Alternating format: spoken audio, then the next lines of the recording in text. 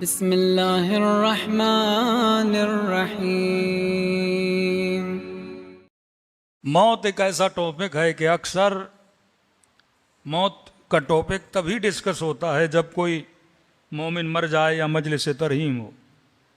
بہت کم ہوتا ہے کہ عشر اولا میں موت کا ذکر کیا جائے، کیونکہ اکثر لوگ یا موت سے ڈرتے ہیں یا ایک پوائنٹ یہ آتا ہے کہ مولانا اگر موت کا ذکر کریں گے تو یہ جوان جو اتنا انرجیٹک ہے، صبح سے شام تک محنت اور زحمت میں مشغول ہے، اور آپ ابھی سے ایسے موت اور موت سنائیں گے تو اس کی انرجی تو ساری ختم ہو جائے گی، یہ بندہ تو ڈپریس ہو جائے گا، یہ تو افسردہ ہو جائے گا، کہیں یہ ڈپریشن اور انزائٹی کا شکار نہ ہو جائے۔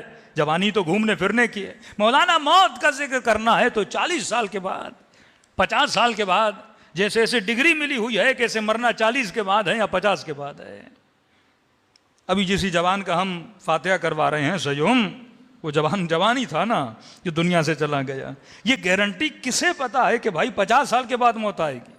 یہ غلط کانسیپٹ کہ موت کو یاد کرنے سے انسان ڈپریشن میں چلا جاتا ہے۔ ڈپریشن میں وہ جائے جس نے موت کی حقیقت کو سمجھانا ہو، کہ جب زیارت امین اللہ پڑھتے ہیں کہ وہاں پہ معصومین کے یہ جملہ ہے کہ اولیاء اللہ مشتاقون الی لقاء اللہ، وہ اللہ سے ملنے کے لیے مشتاق رہتے ہیں، لمحہ بلمحہ اللہ کی زیارت کے لیے مشتاق رکھتے ہیں۔ اہل بیت کی صفات میں سے بھی یہی ہے کہ اہل بیت علیہ الصلوۃ والسلام ایک ایک گھڑی انتظار کرتے تھے کہ پروردگار عالم کی ملاقات کب ہوتی ہے۔ جب یہ جملہ کہیں کہ ہمارے اوپر اور ہمارے چاہنے والوں کے اوپر یہ فرق نہیں پڑتا کہ وہ موت پر آ جائیں یا موت ان کے اوپر آ جائے، ان دو جملوں میں بھی بڑا فلسفہ ہے کہ ان پر موت آئے یا ہم موت پر آ جائیں، ہمارے اوپر کوئی فرق نہیں پڑتا۔ لیکن واقعاً آج معاشرے میں موت کے ٹاپک کو ڈسکس کرنے میں انسان بہت گھبراتا ہے۔ بھئی فلاں صاحب کی مجلس میں نہیں جانا، وہ جاتے ہی موت کا ذکر کرتے ہیں، جاتے ہی قبر یاد آتی ہے۔ تو میں نے کہا مجھے قرآن کا ایک پیج ایسا دکھاؤ جہاں پہ پروردگار عالم نے آخرت کا ذکر نہ کیا ہو۔ پہلی قرآن کے صفحے سے لے کر آپ اینڈ تک چلے جائیں، ہر کسی نہ کسی صفحے پر موت کا ذکر ہے۔ جتنا ذکر قرآن میں دنیا کا ہے اتنا ذکر قرآن میں آخرت کا ہے۔ موت انسان کو ڈپریشن میں نہیں لے جاتی، بلکہ ذکر موت انسان میں نشاط پیدا کرتا ہے، ذکر موت انسان میں خوشی پیدا کرتا ہے، ذکر موت انسان کے اندر ایک ہلکا پن کا احساس محسوس کرواتا ہے۔ لیکن جو لوگ اچانک موت کا ذکر سنتے ہیں ان کے اندر ایک بھاری پن آ جاتا ہے، کیونکہ موت کی تیاری نہیں کی ہے۔ اس لیے آغا مرزا شیرازی سے جب ان کے شاگرد نے سوال کیا کہ قبلہ اگر آپ کو یہ بتا دیا جائے کہ 2 ہفتے کے بعد آپ کی موت ہونے والی ہے تو یہ بتائیے آپ کون سا کام سب سے پہلے کریں گے؟ مثلاً آج ہی آپ کو پتا چلے کہ صبح مثلاً آپ کا قرآن نکلا ہے، پاسپورٹ بنا ہوا ہے، ویزا آپ کی لگ چکی ہے اور صبح آپ نے کربلا کا سفر کرنا ہے، تو مومن تو بولے گا نا قبلہ 2 دن پہلے بتا دیا ہوتا، 3 دن پہلے بتا دیا ہوتا، ہم کم از کم تیاری تو کر لیتے۔ سڈنلی اگر آپ کو پتا چلے آپ نے کہیں جانا ہے تو آپ فوراً اعتراض کرتے میں پہلے بتا دیا جائے۔ تو 5 منٹ کے لیے سوچئے، پروردگار عالم نے موت کا ٹائم معین نہیں کیا۔ معصوم فرماتے فجأتاً، اچانک موت آتی ہے، کوئی پیغام لے کر نہیں آتی۔ یہ نہیں کہ تجھے بتا دیا جائے کہ 2 مہینے کے بعد 3 مہینے کے بعد موت آئے گی لہذا تو موت کی تیاری کر۔ اب کیونکہ ہمارا ذہن ایسا بن چکا ہے، آغا مرزا شیرازی سے کہا قبلہ اگر آپ کو پتا چلے 3 ہفتے کے بعد موت آنے والی ہے، 2 ہفتے کے بعد موت آنے والی ہے، تو آپ کیا کریں گے؟ قبلہ نے مسکرا کر جواب دیا کہ وہی کروں گا جو آج تک کر رہا تھا۔ یہ وہ آیت اللہ العظمیٰ تھے۔ یہ درس دیا ہمیں کہ بھائی یہ نہیں کہ شیعہ کو بتایا جائے کہ موت آئے گی تو پھر وہ تیاری کرے، کہ نہیں، جیسی زندگی آج تک گزار رہا تھا ویسی زندگی گزاروں گا، کیونکہ ہم ہمیشہ موت کے لیے کیا رہتے ہیں؟ تیار رہتے ہیں۔ اب ایک غلط فہمی اور غلط سوچ جو ہمارے ذہنوں میں بن چکی ہے کہ جوانوں کو موت کا نہ بتایا جائے، موت کا تعلق تو بوڑھوں سے ہے، اور نیچرلی ہوتا بھی یہ ہے کہ ہم کسی بوڑھے کو دیکھتے ہیں تو کہتے ہیں بیچارہ قبر کے نزدیک ہے، خود کو نہیں دیکھتے کہ موت تو پوچھ کے نہیں آتی۔ کتنے بوڑھے زندہ ہیں اور جوان دنیا سے چلے گئے۔ اب یہ ایسا ہوتا کیوں ہے؟ کیونکہ ہمارا جو وجود ہے وہ مٹیریلسٹ ہے۔ یہ جسم جو آپ دیکھ رہے ہیں یہ مادی ہے۔ اسی منبر پر بیٹھ کر اگر میں ارادہ کروں کہ میں نے پانی پینا ہے تو ارادے کرنے میں وقت نہیں لگتا، کیونکہ ارادے کا تعلق جسم سے نہیں ہے، ارادے کا تعلق روح سے ہے۔ روح مجرد ہے، اور روح نہ ٹائم کی پابند ہے نہ وقت کی پابند ہے، اس میں تدریج نہیں ہے کہ اسٹیپ بائی اسٹیپ کوئی کام کیا جائے۔ مثلاً بارش برسنے سے پہلے اس کے آنے کی نشانیاں ہوتی ہیں، بادل آسمان پر آتے ہیں، کالے بادل آ جاتے ہیں، ہوائیں چلتی ہیں، بندہ اندازہ لگاتا ہے کہ بارش ہونے والی ہے۔ موت کے آنے سے پہلے کوئی بادل نہیں آتے، موت کے آنے سے پہلے کوئی نشانیاں نہیں آتی، کیونکہ موت کا جو عمل ہے وہ مادی عمل نہیں ہے، موت کا عمل ایک روحانی عمل ہے۔ جس طرح میں پانی پینے کا ارادہ کرتا ہوں اس میں وقت نہیں لگتا، لیکن ارادہ کرنے کے بعد جب پانی پینا چاہتا ہوں تو اس میں بڑا وقت لگے گا۔ ہاتھ آگے بڑھے گا، گلاس کو تھامے گا، گلاس کو اٹھائے گا، گلاس ہونٹوں تک آئے گا، پانی شکم میں جائے گا، یہ سارا ایک ٹائم پیریڈ لیتا ہے۔ کیوں لیتا ہے؟ کیونکہ پانی پینا جسم نے ہے، اور جسم کیونکہ مادی ہے، مادہ کسی بھی کام کو کرنے کے لیے ٹائم کا پابند ہے، مادہ کسی بھی کام کو کرنے کے لیے پروسیس کا پابند ہے۔ کبھی بھی بارش اچانک نہیں آتی، ایک کمپلیٹ پروسیس ہوتا ہے، اس کے بعد بادل اٹھتے ہیں، سمندر سے بھاپ اٹھتی ہے، وہ پانی بنتا ہے، اوپر کوئی پروسیس ہوتا ہے، ہوائیں بادلوں کو لاتی ہیں، پھر جا کے بارش برستی ہے۔ لیکن موت کے آنے کے لیے خدا کسی پروسیس کو کرنے کا لازم مند نہیں ہے۔ کیوں؟ کیونکہ موت ایک مجرد عالم ہے، اور موت آنی روح کو ہے، جسم کو نہیں آنی۔ جسم تو ویسا ہی مادہ ہے جیسے ابھی زندہ ہے، روح نکلے گی، جسم تو ویسے مٹی میں مل جائے گا۔ تو موسم فرماتے ہیں موت فجأتاً اچانک آتی ہے، جس طرح تو چیزوں کا ارادہ کرتا ہے، ارادے کے لیے ٹائم نہیں لگتا، موت کے آنے کے لیے بھی ذرہ برابر ٹائم نہیں لگتا۔ موت تدریج نہیں ہے کہ تم پلاننگ کرو کہ بوڑھا ہو جاؤں گا، پینشن ملے گی، اس کے بعد قبرستان جاؤں گا، 4 نمازیں پڑھ لوں گا، قضا نمازیں ادا لاؤں گا، قضا روزے بجا لاؤں گا، اس کے بعد میں نے مر جانا ہے۔ فرماتے جو یہ پلاننگ کرتا ہے وہ اہل بیت کا چاہنے والا حقیقت میں شیعہ نہیں ہو سکتا۔ علی کا چاہنے والا وہ ہے جو لمحہ بلمحہ موت کے لیے تیار رہے، کیونکہ موت آنے سے پہلے کوئی پیغام نہیں دیتی۔ وہ مشتاقون الی لقاء اللہ، اللہ کی زیارت کے لیے مشتاق رہتا ہے، بلکہ یہ کہتا ہے کہ موت مومن کے لیے موت نہیں بلکہ علی کی زیارت کا پیغام ہے۔ صلوات پڑھے محمد و آل محمد پر۔ مومنین کو ہمیشہ کہتا ہوں دعاؤں کو قرآن عربی میں پڑھو، لیکن دعاؤں کو اردو میں پڑھا کرو، کیونکہ 1.5 گھنٹہ دعا پڑھ لو سمجھ ہی نہ آئے، ہاں کم از کم 1-2 بار اردو پڑھو تاکہ سمجھ تو آئے تم خدا سے باتیں کیا کر رہے ہو، دعائے کمیل سمجھ تو آئے اللہ سے کلام کیا کر رہے ہو۔ کس اشتیاق سے ہم بیٹھ کے پڑھتے ہیں گھٹنوں میں تکلیف ہو جاتی، بیٹھ کے پڑھتے ہیں بدن تھک جاتا ہے، اور سیدہ زینب کہتی ہیں پوری دعا امام حسین نے کھڑے ہو کر پڑھی ہے، پوری دعا۔ اور آخر میں جب اس دعائے عرفہ میں جملہ آتا ہے نا یا رب یا رب یا رب، فرماتی اس عشق سے اپنے خدا کو حسین بلا رہے تھے، اور اتنی مرتبہ حسین نے یا رب کہا کہ کہہ کہہ کر غش کھا کے زمین پہ گر جاتے تھے۔ یہ عشق کہاں ہے آج؟ خدا کا یہ عشق، یہ محبت خدا، یہ تیاری اپنی آخرت کی، کیسے پتہ کب بدن سے روح نکل جائے گی۔ فرما یہ اشتیاق جب مومن کے اندر آتا ہے مومن ہلکا ہو جاتا ہے۔ اب ٹینشن کیا ہوتا ہے، پریشانی کیا ہوتی ہے، اس کا وجود ہلکا ہو جاتا ہے۔ وہ ترستا ہے کہ وہ وقت کب آئے کہ اللہ کی دربار میں جا کے اللہ کو سجدہ کرے۔ تبھی مومنین کو کہتا ہوں وہ امام حسین جن کی نماز کامل، جن کا ذکر کامل، جن کی محبت خدا کامل۔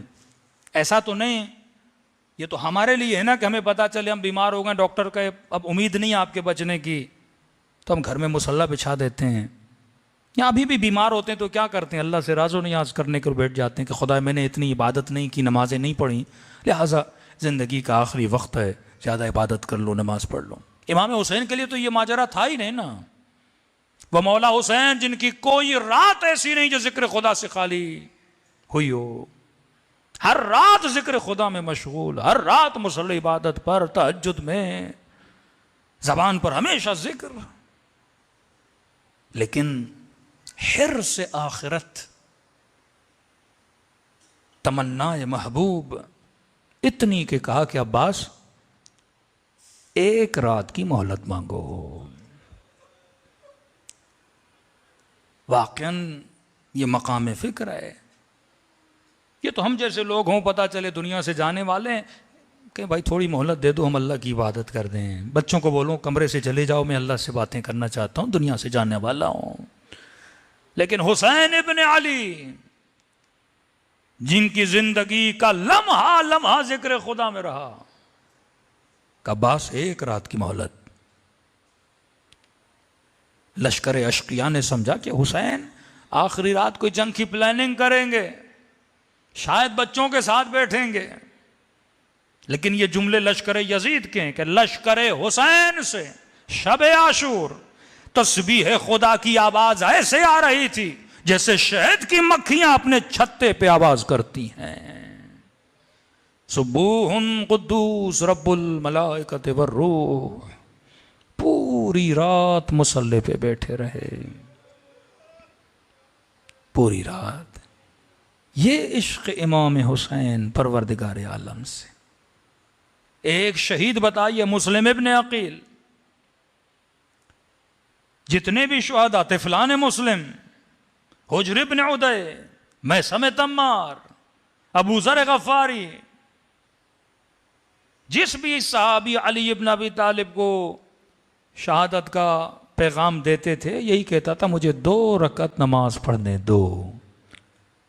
ارے علی کے لیے جان دے رہا ہے لیکن پھر بھی 2 رکعت نماز. یہ وہ اشتیاق جب تک زندہ ہیں آخری لمحہ بھی عبادت خدا میں گزرے, آخری لمحہ بھی اطاعت پروردگار عالم میں گزرے. تو اس بات پہ غور کرنے کی ضرورت ہے کہ واقعاً ہمیں نہیں پتا کہ موت کب آنی ہے. کہ وہ پروردگار عالم جو دریاؤں کے اندھیروں میں اپنی مخلوق کو رزق دیتا ہے. ایک تو موت, دوسرا اللہ پہ توکل. آج معاشرے میں توکل کی بڑی کمی ہے. ایک تو موت کی یاد نہیں, دوسرا توکل نہیں. آلات اور ابزار پہ زیادہ توکل کیا جاتا ہے. غالباً آغائے کافی بتاتے ہیں کہ ایک بہت امیر آدمی تھا, بے انتہا امیر. اسے اتنا بھی وقت نہیں ملتا تھا اپنے پیسوں کا حساب و کتاب کرے, اتنی آمدنی ہوتی تھی. کہتے ہیں 2-3 دن کی چھٹی آئی, عید کے دن آئے, عید قربان تھی, عید فطر. بن بتائے گھر سے نکلا اور سیدھا اپنے دکان میں گیا.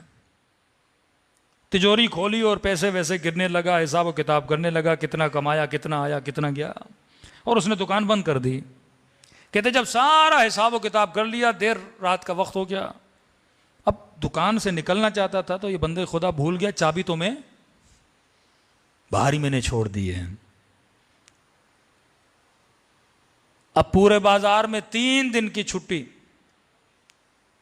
موبائل کا زمانہ نہیں تھا, بچوں کو بغیر بتائے آیا. بچوں کو پتا نہیں کہ بابا کہاں گئے. وہ کبھی ہاسپٹل میں, کبھی شہر میں, کبھی یہاں, کسی کے وہم و گمان میں بھی نہیں کہ بندہ دکان میں پھنسا ہوا ہے. فرماتے 3 دن پیسوں کی تجوری کے ساتھ ایک دکان میں بند رہا. اور جب بھوک پیاس افلاس نے اس کے اوپر حملہ کیا تو اس نے مرنے سے پہلے کاغذ پہ ایک جملہ لکھا, اور لکھا کہ کروڑوں پیسوں کے بیچ میں بھوک کے عالم میں دنیا سے چلا گیا. جب خدا چاہتا ہے نا تو کوئی چیز کام نہیں آتی. جب اس نے لکھ لیا کہ تو نے مرنا ہے, پھر کروڑوں سامنے ہوں گے نا, بندہ خود کو بچا نہیں پاتا. پھر میرے امام فرماتے ہیں وہ خدا کہ ایک بڑی مچھلی جو سمندر کے اندر کروڑوں مچھلیوں کو کھاتی ہے, لیکن جب اس کے دانتوں میں گوشت پھنس جاتا ہے وہ سمندر کے باہر آتی ہے, پھر آسمانوں میں ایک اڑتے ہوئے پرندے کو خدا حکم دیتا ہے کہ اس مچھلی کے دانتوں پہ بیٹھے اور اس کے دانتوں سے اپنی غذا حاصل کرے. کہاں وہ پرندہ, کہاں دریاؤں کے اندر اس مچھلی کے دانتوں میں اس پرندے کی غذا کا بندوبست کرنا. اور پوچھنے والے نے کہا کہ مولا وہ مچھلی جو 1000 مچھلیوں کو کھاتی ہے وہ کیا پرندے کو کھاتی نہیں ہے؟ کہا نہیں, خدا نے اس کو اوپر بھی چونچ دیے, نیچے بھی چونچ دیے. مطلب ایک تیر کی طرح اوپر بھی ایک نوکیلی چیز ہے اور نیچے بھی ایک نوکیلی چیز ہے. اگر وہ اپنا منہ بند کرے تو وہ نوکیلی چیزیں اس کے منہ میں پھنس جائیں, لہٰذا وہ بھی ان چیزوں کو دیکھتی ہے. تو کہا اس کے منہ میں بیٹھ کے بڑے اطمینان سے اپنا کھانا کھا کے چلی جاتی ہے. پرندے کی شکم اللہ بھرتا ہے اس کے دانتوں سے, اور اس کے دانتوں کو شفا دیتا ہے اس پرندے کے ذریعے سے. یہ توکل پروردگار عالم پہ ہونا چاہیے. کہ وہ خدا جو دریاؤں میں مچھلیوں کو دے رہا ہے، جو پرندوں کو ہوا اور نہ دینے پر آئے تو ایک بندہ دکان میں بھی مر جاتا ہے۔